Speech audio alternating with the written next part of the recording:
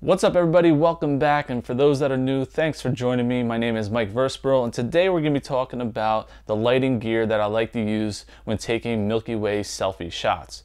Now I had some people send me messages the other day that were asking me what gear and settings that I use when taking those Milky Way selfie shots. So today I plan on addressing that and going over a detailed explanation on how I set that all up.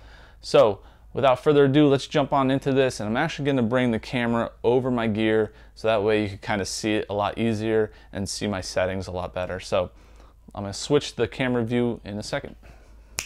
Okay, starting on my right, we have a Fung Lightsphere. Now Fung is a wedding photographer and also creates products to help create softer light when using your flash.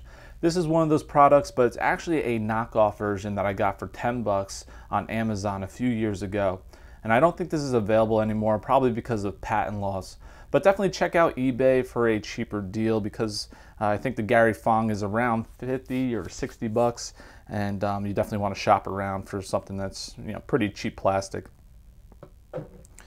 Next up, we have my SB700 Speedlight, which is made by Nikon for their cameras.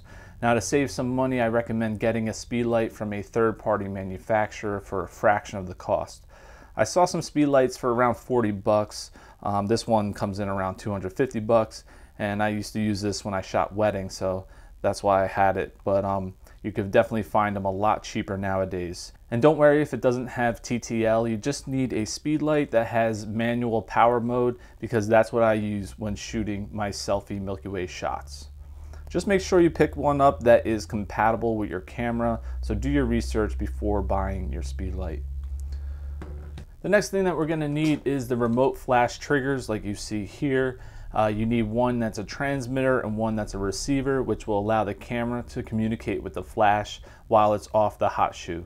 So the transmitter will attach onto your camera body, and the receiver will attach to the Speedlight.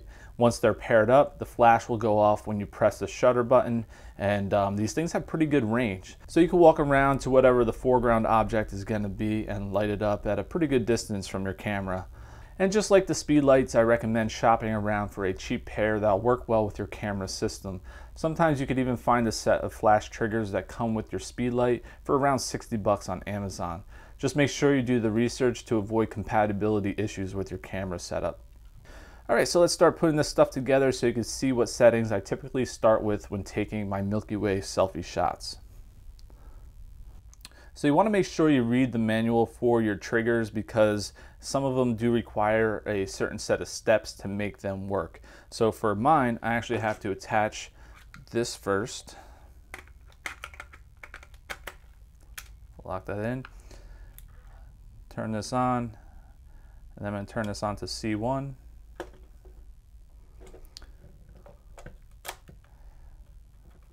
Then we attach the transmitter. Put that on C1, and then I turn on the camera. So I have to go in those steps to make everything link up, and I could test it.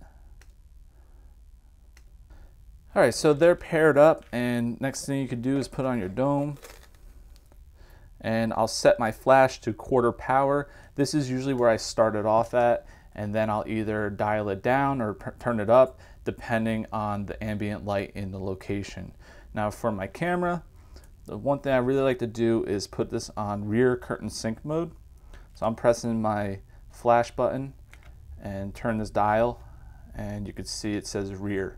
Now some cameras might call it second curtain sync, so you just want to put it on rear curtain sync or second curtain sync mode. And then for my settings, I typically start off with 15 seconds, f2.8, ISO 4000, and then I'll make adjustments from there. So that's what I like to start it off in, and I also put this on self timer mode. If you go to menu,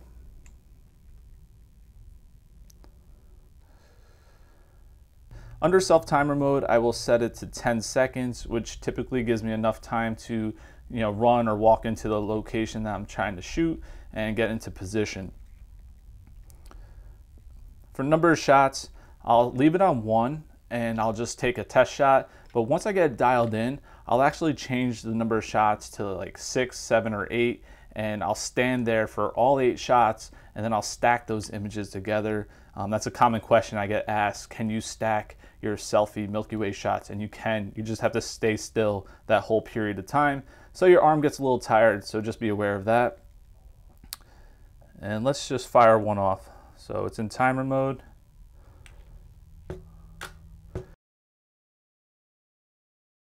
Now it just triggered the exposure. The flash went off.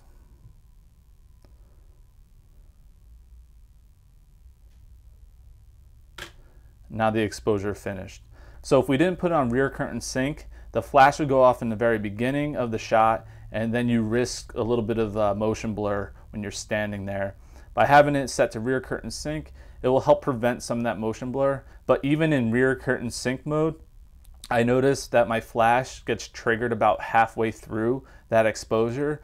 So a 15-second exposure, my flash is going off around 8 seconds into the exposure. So it doesn't do it at the very tail end of the exposure when I'm doing these really long shots. So that's just something to take into consideration. I'm not sure if this is like a Nikon thing or what, but if anybody knows, just leave it in the comment section below, because I would like to know why it doesn't go, you know, at the very tail end of the exposure. So that's it, guys. That's what I do to take my Milky Way selfie shots. If you have any comments or questions, please leave them down below. Please subscribe, and I'll catch you guys next time. Take it easy.